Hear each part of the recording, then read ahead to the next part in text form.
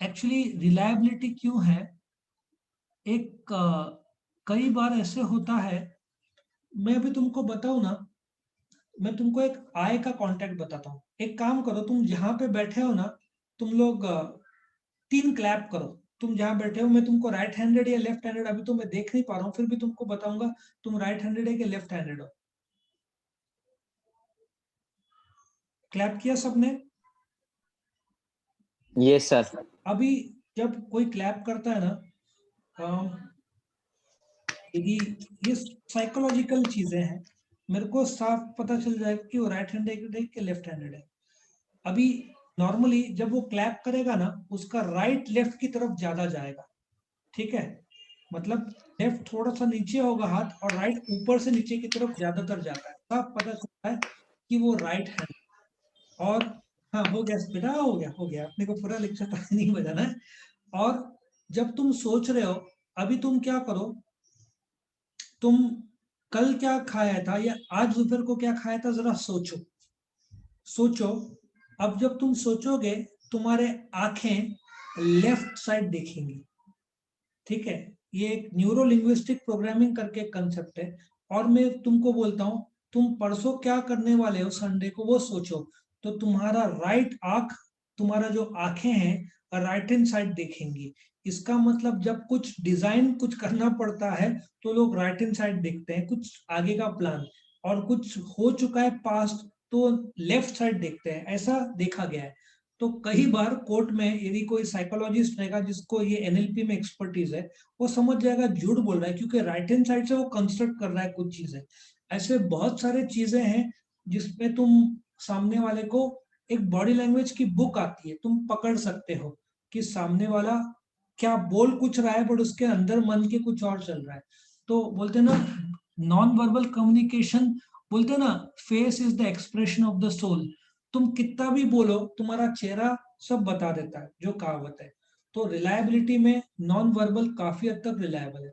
In fact कई बार criminals को पकड़ने के लिए वो जो एक्सपर्ट्स रहते हैं, वो लोग उनके आई मूवमेंट्स, उनका बॉडी लैंग्वेज सब रीड करके उनको अंदाजा आता है कि सच बोल रहा है कि नहीं। क्योंकि शब्द से, शब्द तुम कम ज्यादा कर सकते हो, पर तुम्हारा बॉडी लैंग्वेज कई बार धोखा दे देता है शब्दों को। क्योंकि तुम कई बार आंखें राइट साइड देख रही है, इसका मतलब ये कुछ क्रिएट कर रहा है, लेफ्ट साइड देख रही है मतलब जो हो चुका है, ऐसा भी हो सकता है। जैसे एग्जाम्पल दे रहा हूँ, इसको भी मैनिपुलेट लोग कर देते हैं। सेलिंग सिर्फ शब्दों से नहीं होता, कई बार तुमको बॉडी लैंग्वेज, इमोशंस, वो जो बोलेंगे ना, तुमको ऐसा लगेगा तुम हवा में उड़ रहे हो, तुमको सडनली एहसास होगा, हाथ के एक्सप्रेशन, खुशी का इजहार। सेलिंग शब्द तो बहुत छोटे से चीजें हैं, बॉडी लैंग्वेज, खुशी, इमोशंस, म्यूजिक, ये सब तुमको, भाषा भी रंगीन। तुम बोलोगे तितली जैसा कलर है गाड़ी का, सडनली तुम्हारे मन में कुछ और ख्याल, इमेज आना शुरू हो जाएगा तितलियों का, पिंकिश कलर या ब्लूइश कलर, वैसा। तो उसने क्या किया, ऐसा शब्द का बोल दिया जिससे तुम्हारा माइंड उस दिशा में चला गया। तो सेलिंग सिर्फ शब्द ही नहीं है, बहुत सारी चीजें हैं। मोर इफेक्टिव, जैसे मैंने बताया कि कई बार silence is more effective than words. कई बार फ्रेंड नाराज है, नहीं बोल रहे हैं, वो ज्यादा पेनफुल होता है एज कंपेयर टू ओरल। झगड़ा करके खत्म हो जाना वो आसान है, लेकिन नहीं बात करना, या तुम किसी फ्रेंड से बात नहीं कर रहे हो कुछ हफ्तों से या महीनों से, वो तुम्हारे लिए और उसके लिए ज्यादा पेनफुल है एज कंपेयर टू एक बार झगड़ा करके खत्म करके नेक्स्ट दिन वापस दोस्ती करना, वो ज्यादा इजी है। बट नहीं बात करना दोनों के लिए पेनफुल होता है। साइलेंस एक प्रकार का वर्ड से ज्यादा पावरफुल मीन्स ऑफ कम्युनिकेशन है, शॉर्ट एंड ब्रीफ। अब जैसे दो दो फ्रेंड्स हैं, टीचर डांट रही है, दोनों फ्रेंड एक दूसरे को देख रहे हैं, दोनों फ्रेंड के मन में आ रहा है, मन में हंसी है, लेकिन टीचर नहीं समझ रही है, बट दोनों फ्रेंड आए, तुम्हारा ऐसे हुआ है कि तुम अपने फ्रेंड के आंखों में देखकर समझ में आ रहा है तुमको वो क्या सोच रहा है। ऐसे हुआ है कभी? यस सर, तो बहुत ये बार। बहुत बार ना, तो टीचर यस को, सर, बहुत बार। बहुत बार टीचर को सब समझ में, मेनली गेम गेम के वक्त होता है ऐसा, गेम के देख कर ही वक्त। पता चल जाता है तो कब ये क्या करना। खासियत है, कई बार ना बोलने की जरूरत नहीं पड़ती। अब जैसे तुम दुकान में गए, पर महंगा वस्तु है, तुम देख रहे हो, तुम पसंद कर रहे हो, पप्पा, तुम बोल नहीं पा रहे हो पप्पा को महंगा है, लेकिन पप्पा देख के समझ गए कि तुमको पसंद है। फिर वो डिसाइड करते हैं बजट में है कि नहीं, है ना? कई बार बच्चे लोग देख के, प्राइस टैग देख कर रुक जाते हैं, अरे क्या, पप्पा को बोले तो बोले, कैसे घोड़े देंगे पप्पा। तो ऐसे भी हो जाता है। तो बोलते हैं ना, शॉर्ट एंड ब्रीफ कम्युनिकेशन बहुत स्ट्रॉन्ग कम्युनिकेशन है, क्योंकि देख के सडनली तुम्हारे आईब्रोज थोड़े ऊपर चले जाते हैं, तुम जैसे शॉक हुए तो तुम्हारे आईब्रोज ऊपर चले गए, तुमको बोलने की नहीं जरूरत है कि तुम शॉक हो गए। टीवी में तो कितने सारे आते हैं शॉक में उनका थोबड़े के एक्सप्रेशन। और तुमको बताओ, जो सक्सेसफुल एक्टर्स है, नवाजुद्दीन सिद्दीकी या पंकज त्रिपाठी, ये लोग सब शब्दों से ज्यादा अ, अपने चेहरे के हाव भाव इसके वजह से हिट हुए हैं। और कुछ फेल्ड एक्टर्स है, नाम बताना सही नहीं लगता मुझे, वो लोग का चेहरा पत्थर के पत्थर, वो लोग बोल रहे हैं लेकिन थोबड़े में इमोशंस नहीं है, यहाँ पे वो एक्टर्स मार खा जाते हैं। लेकिन जो एक्टर्स उस चेहरे में हाव भाव इमोशंस लाते हैं बोलते समय, वो एक्टर ज्यादा सक्सेसफुल देखे गए हैं। आया समझ में? यूजफुल टू सम पीपल जो हार्ड ऑफ हेयरिंग है।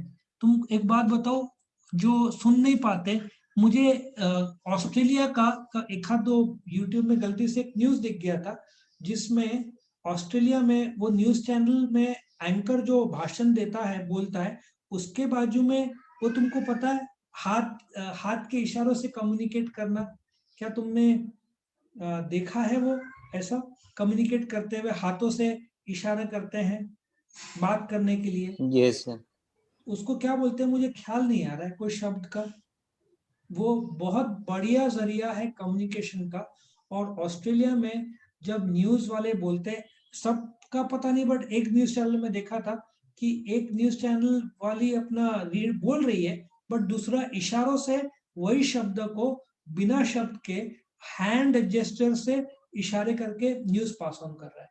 इंडिया में भी दूरदर्शन में मैंने देखा तो था। वो दूरदर्शन दूरदर्शन पर भी लगता है सर ऐसे में। लगता है ना, हाँ। बाकी न्यूज चैनल्स इन सब हाँ। कमर्शियल है, तो वो लोग को खर्चा नहीं करना है। लेकिन जो लोग सुन नहीं सकते पर देख सकते हैं और तुम्हारे इशारे समझ सकते हैं, उनके लिए कम्युनिकेशन, उनके लिए तो नॉन वर्बल ही जिंदगी है। उनका शब्द तो निकलता ही नहीं है, because they can not speak, है ना। छठवां, इन्फ्लुएंसिंग डिसीजंस। कई बार ऐसा भी हुआ है, मैं बच्चों के साथ शॉपिंग में गया हूँ और बच्चे देखकर, मतलब बोलते ना, टॉयज, जाके भाग के गए टॉयज के पास और खेलने लगे। उनको बोलने की जरूरत नहीं पड़ी, मैंने बोल दिया करा पैक।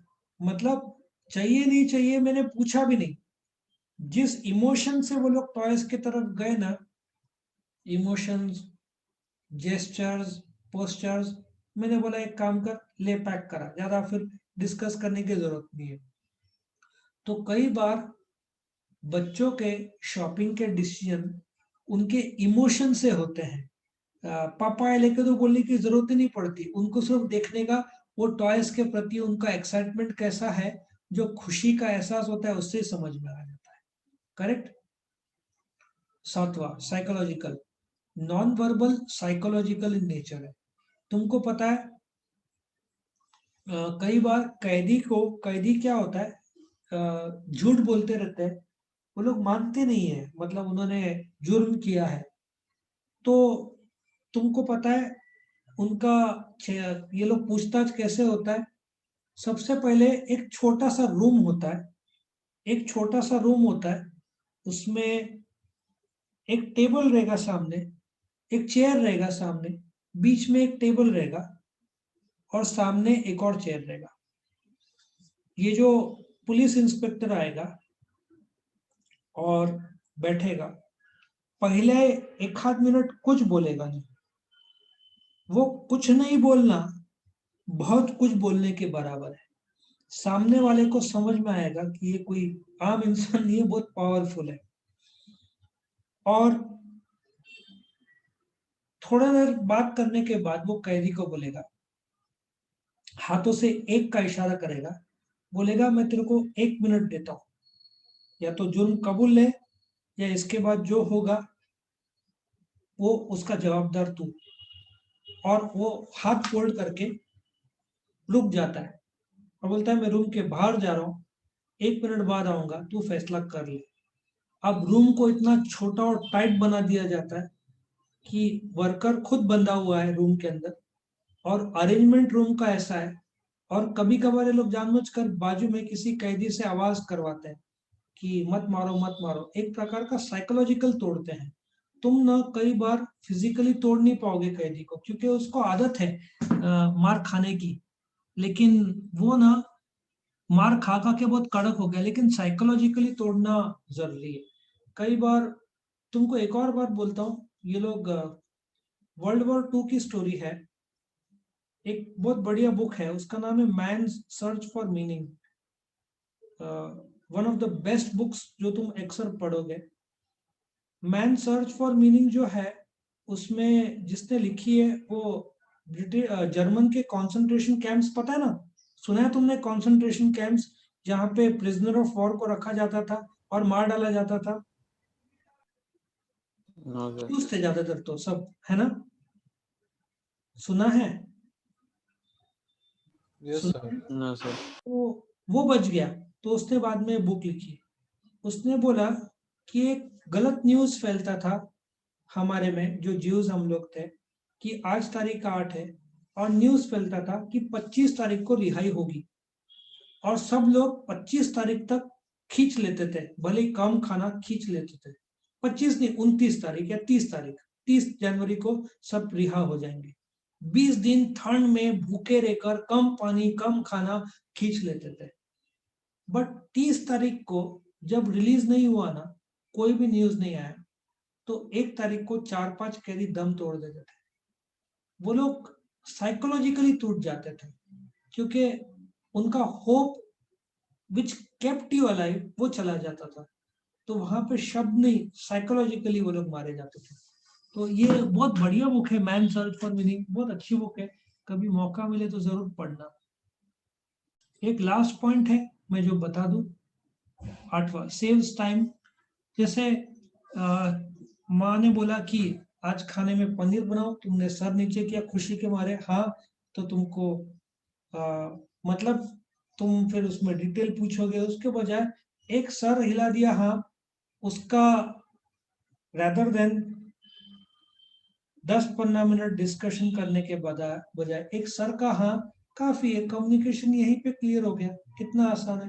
तो आई होप तुमको समझ में आया कि कई बार बस सिर्फ सर के हाँ या ना से तुम शॉपिंग करने गए, तुमको माताजी ने बोला ये टी शर्ट पसंद है, तुम सर हिलाते हो ना, मतलब माताजी रख देती, तुमने नो बोला भी नहीं, लेकिन तुम्हारे सर के हाव भाव से, या तुम थोबड़ा बनाते हो, तो साफ माताजी या पिताजी को पता चल जाता है कि तुमको ये पसंद नहीं है।